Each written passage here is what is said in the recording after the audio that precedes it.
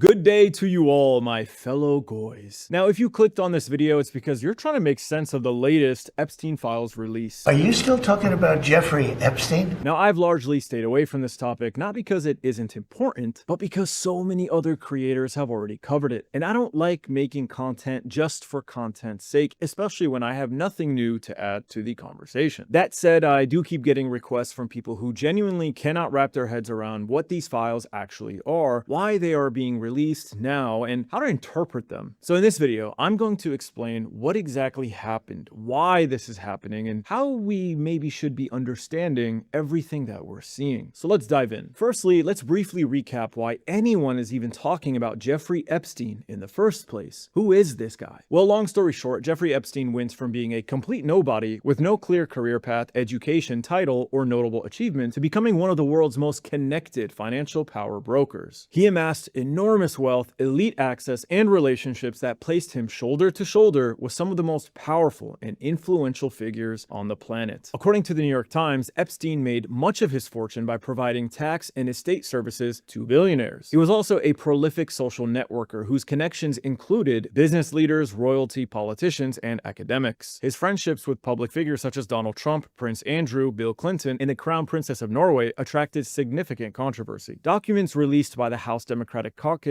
in September 2025 also showed that he maintained connections with billionaires like Peter Thiel, Elon Musk, Bill Gates, Larry Summers, and influential figures like Steve Bannon. Okay, now I'm not going to go too deep into Epstein's background because it's already been extensively covered elsewhere. What matters for our purposes in this video, however, is leverage. Leverage is the key concept that explains Epstein's role and his value. Intelligence agencies, political operators, and power brokers don't simply accumulate information. They accumulate leverage over people and institutions. Now that leverage can come in many forms. Sometimes it's positive, access to capital, donors, or elite networks. Other times, it's coercive, exploiting personal weaknesses, secrets, or illegal behavior. In Epstein's world, that leverage often revolved around sex. His properties and parties functioned as these environments where that me hear him did notorious for.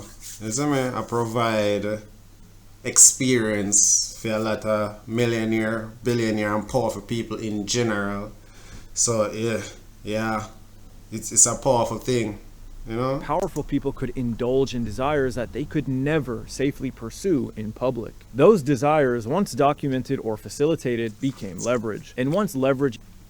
And I'm not trying to talk too much because I have a better understanding of who this guy is, the files, and so forth. Exists, control follows. This context explains why Epstein was closely connected to figures like Donald Trump in the 1990s. Trump's acquisition of the Miss Universe pageant placed hundreds, if not thousands, of young aspiring models into his orbit. That environment provided Epstein with access to a steady stream of young, beautiful women, which he could then funnel into his broader network. But Epstein's activities went far beyond consensual adult behavior. He routinely procured prostitutes, trafficked human beings, and engaged in non-consensual sex, including the rape of minors. By 2005, numerous young women had already come forward alleging that Epstein had sexually assaulted them or arranged for their abuse. That year, Palm Beach police opened an investigation after a parent reported that Epstein had sexually abused her 14-year-old daughter. Federal investigators later identified...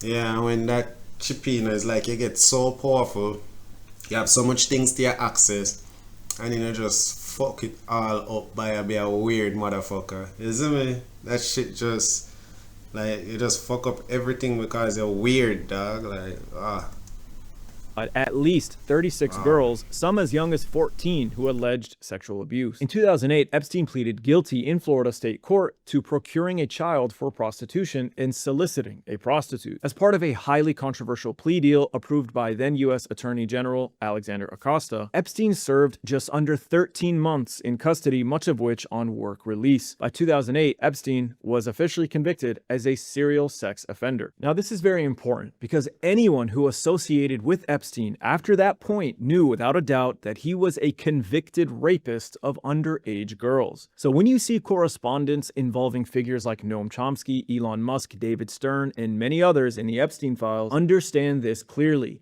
They knew that Epstein was a rapist. Now, continued contact does not automatically prove criminal guilt, but it raises serious questions about judgment, ethics, and integrity. Despite his previous charges, Epstein didn't stop. In 2019, he was arrested again, this time on federal sex trafficking charges. Before his trial could begin, however, Epstein was found dead in his jail cell, officially ruled a suicide. Now, because of his death, all federal criminal charges against him were dismissed. But there was still new information that could come out about him because Epstein had maintained a decades-long partnership with Ghislaine Maxwell, who recruited and groomed underage girls on his behalf. In 2021, Maxwell was convicted in federal court on sex trafficking and conspiracy charges for helping Epstein abuse minors. So despite his untimely death and the fact that the government dropped the charges against him, we were still able to obtain new information through the Maxwell case. Epstein's elite social circle and the abrupt end to his prosecution fueled widespread suspicion. Many people believed he maintained detailed records of powerful individuals, used those records for blackmail, and was ultimately silenced to protect those people. Public skepticism intensified due to the inconsistency surrounding his death, medical examiners' findings, surveillance failures, and the sheer scale of evidence collected against him. The term Epstein files refers to evidence gathered in the criminal investigations into Epstein and his associates. These materials, stored in the FBI Sentinel system, include flight logs, contact books, emails, photographs, videos,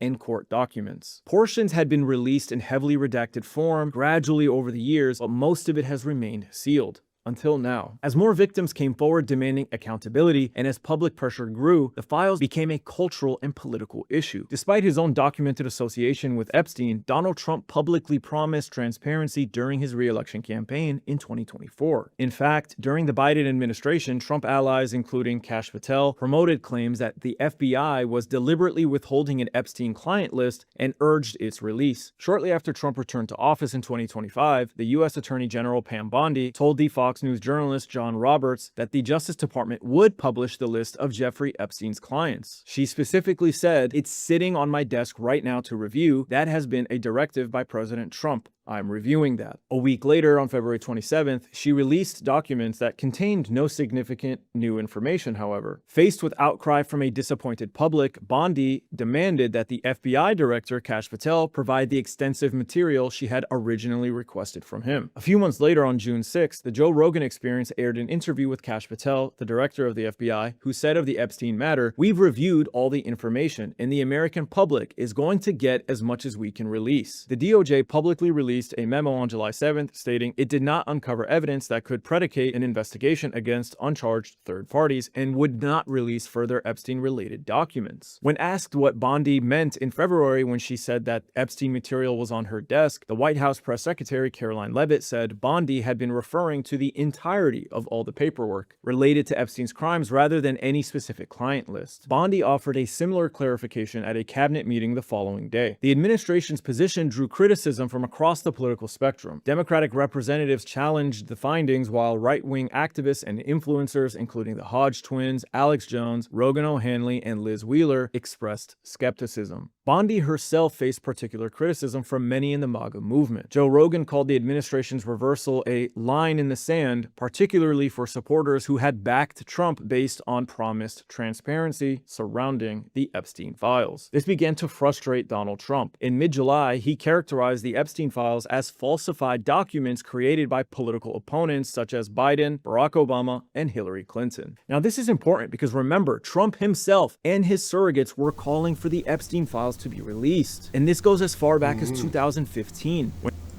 I think him in the Epstein file too.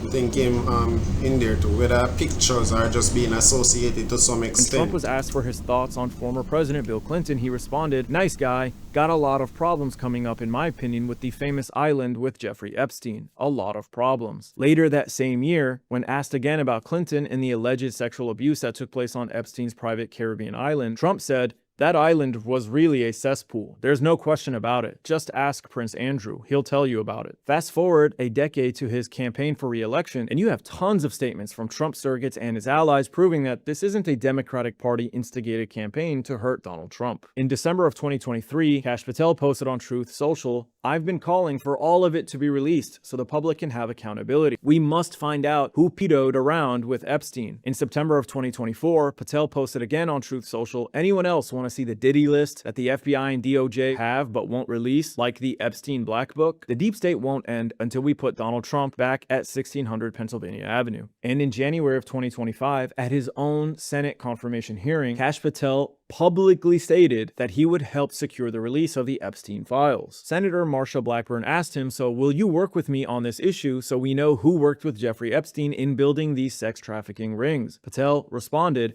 "Absolutely, Senator." And later in May of 2025, Kash Patel again reiterated that he would secure the release. When Fox News' Brett Baier asked him, "You're not going to withhold information from the public, are you?" Patel responded, "I'm not going to withhold information from the American public. Ever." Elon Musk also chimed in. Musk, in a conversation with Tucker Carlson, wrote, "Part of why Kamala is getting so much support is that if Trump wins, that Epstein client list is going to become public. And some of those billionaires behind Kamala are terrified of that outcome." And as we stated earlier, Trump's own son called for the release of the Epstein list. While the president's son does not have an official position in Trump's administration, on the campaign trail, he emerged as one of the most vocal figures calling on the Epstein files to be released. In July of 2023, Trump Jr. posted on X, "Show us all the Epstein client list now. Why would anyone protect those scumbags? Ask yourselves this question daily and the answer becomes very apparent." In January of 2024, he posted again, "Everyone knows Bill Clinton was on Jeffrey Epstein's plane and island a lot. Literally, no one is at all surprised that he's all over the release. What we want to know is all the other names that the government has been hiding and running cover for. That will actually be revealing." Then in June of 2024, at the Turning Point USA event, Trump Jr. publicly stated, "I am on every list except the Epstein list. We haven't heard anything about that one in a while. How is it that my father could be convicted of 34 crimes, but no one on Epstein's list has even been brought to light? It's almost like they're trying to protect these pedophiles." So Trump characterizing the Epstein files as a hoax created by political opponents is absurd. Now, despite Trump's resistance, even he couldn't convince MAGA to give up on the Epstein files. Public interest continued and culminated in Congress attempting to force its release. In July of 2025, Congressman Ro Khanna introduced the Epstein Files Transparency Act, requiring the Attorney General to release all related files within 30 days and provide Congress with an unredacted list of all government officials and politically exposed persons named in them. Following this, Trump increasingly resisted questions about Epstein. Shortly after Ro Khanna's bill was introduced, he stated, "I don't understand it. Why would they be so interested? He's dead for a long time. He was never a big factor in terms of life. I don't understand what the interest or what the fascination is. I really don't." A few weeks later, FBI Director and Trump ally Kash Patel testified before Congress that Epstein acted alone and had no connection to other people in regards to sex trafficking. FBI Director Kash Patel told U.S. senators that there is no credible information in case files that Jeffrey Epstein trafficked young women to anyone other than himself. Republican Louisiana Senator John Kennedy asked Patel about his knowledge of the Epstein files. "You've seen most of the files. Who, if anyone, did Epstein traffic these young women to besides himself?" Patel responded, "There is no credible information. None. If there were, I would bring the case yesterday that he trafficked to other individuals." Pam Bondi, appointed Attorney General in February of 2025, initially promised transparency, but then later worked to limit the scope of disclosures, citing victim protection. This combination of deflection, minimization, and delay has only intensified suspicion. It seems clear that Trump, Kash Patel, and Pam Bondi were attempting to reduce the interest in the Epstein files and turn public attention away from them. That obviously didn't work, however. So in September of 2025, Representative Thomas Massie filed a discharge petition to force a House vote on the transparency bill that Ro Khanna introduced back in July. The bill passed overwhelmingly, 427-1, and was signed into law. Despite the legal mandate, the Department of Justice failed to release all the files on time. Initial releases were heavily redacted, which drew bipartisan criticism. After months of delay, however, on January 30th of this year, the DOJ finally released approximately 3.5 million pages of documents. These are the Epstein files that everyone is now discussing, and they are vast. They reveal disturbing insights into elite networks, power structures, financial practices, and patterns of abuse. It's hard to focus on just one thing because there are so many documents with so many controversies. And it turns out actually that this is only about half of all the documents there are, so there still needs to be another release of about another 3 million documents. But in summary, we have seen information confirming, at the very least, that certain theories or suspicions are more than just speculative conspiracies or anti-Semitic tropes.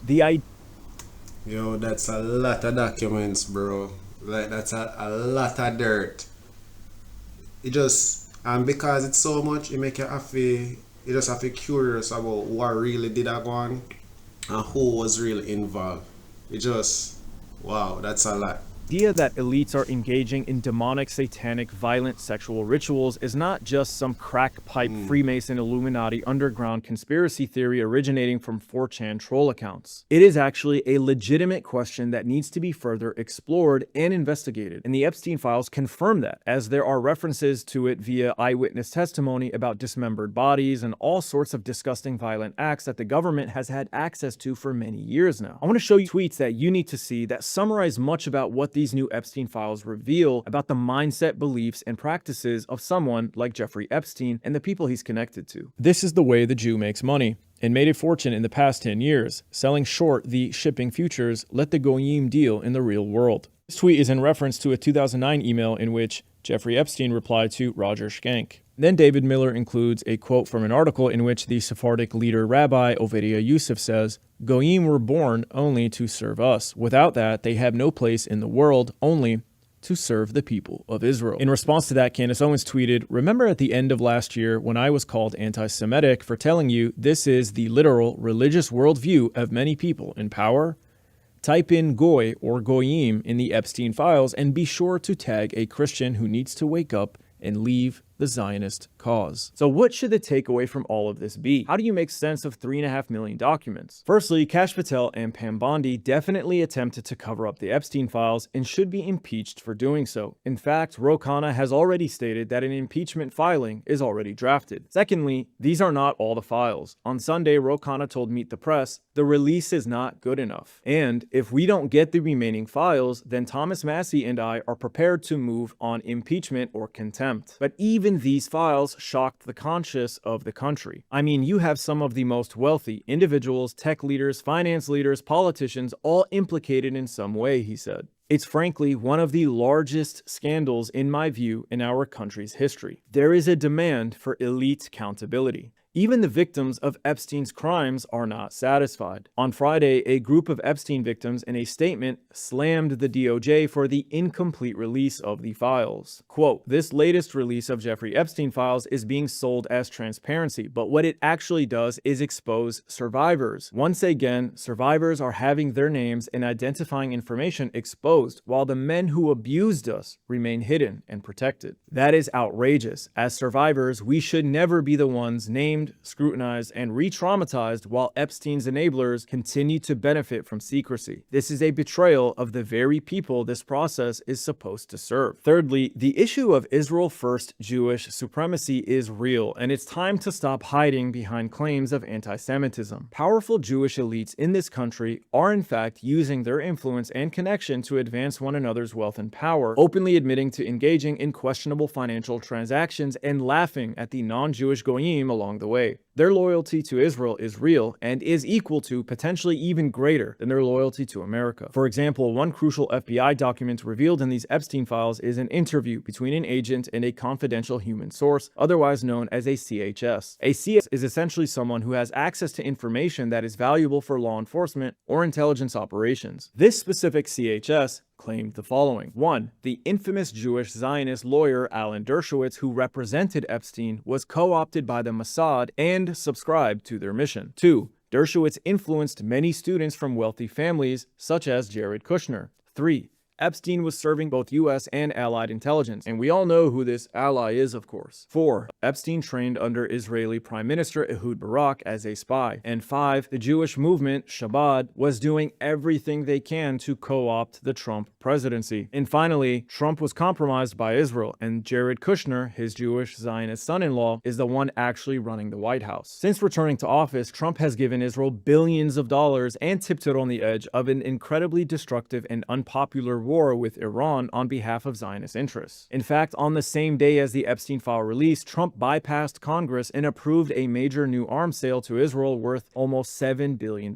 So while there are many controversies in the Epstein files, I think this one is the most disturbing and needs to be explored. All in all, while the Department of Justice hopes this will be the end of the Epstein files controversy, it seems that this is actually just the beginning, as every hour people gain deeper and deeper insight into the crimes hidden in the 3.5 million documents revealed. The web of contaminated politicians, billionaires, actors, and elite continues to grow, implicating almost the entire oligarchy in one way or another. So there are a few things that need to happen after this. 1. The rest of the files need to be released. 2. More investigations need to be opened up regarding third parties mentioned in the files who conducted business with Epstein. 3. Those attempting to cover up the Epstein controversy, such as Kash Patel and Pam Bondi, need to be impeached and investigated. 4. An investigation into Alan Dershowitz, Jared Kushner, and the Mossad's influence over Trump needs to take place. Now, I quickly glossed over some pieces of information such as Epstein's connection to the Mossad, so I suggest you watch this interview where journalist Max Blumenthal unpacks the Mossad connections to Epstein with Judge Napolitano. So what do you think? What are the major takeaways from the Epstein files that you believe people need to know about? Let me know in the comment section.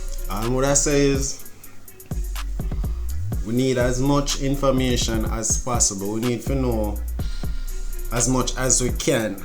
As much as they're willing for release, we need to know as much as possible, because trust me, this deeper than the surface. 3.5 million page documents we go through, that's a lot of debunking to do on that, you know. So, and it go take a while to get through all of that. So you know, internet go do what they need to do, and the bloggers and stuff, they go do what them need to do.